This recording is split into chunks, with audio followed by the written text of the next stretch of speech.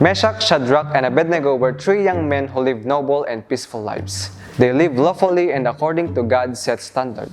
Faithful and true, they practiced and observed their customs even in a hostile land, the great city of their colonizers, Babylon. Then Anawim, the king Nebuchadnezzar ordered all his subjects to bow down and worship the idol he had made. But the three young men would not yield to the king's order. They were then bound up and ordered to be tossed into a fiery furnace for their refusal and disobedience. It was effectively a death sentence. Nevertheless, Shadrach, Meshach, and Abednego remained strong in their faith and stood their ground. No matter what the consequence was, they were committed to their faith and stood for God even at the face of certain death.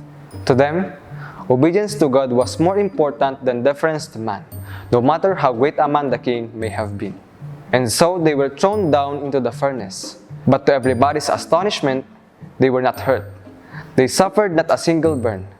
And when the king went there and checked, a fourth man was with them. A holy messenger of God appeared, and they were unbound and walking. So then their faith in God delivered them from evil and death.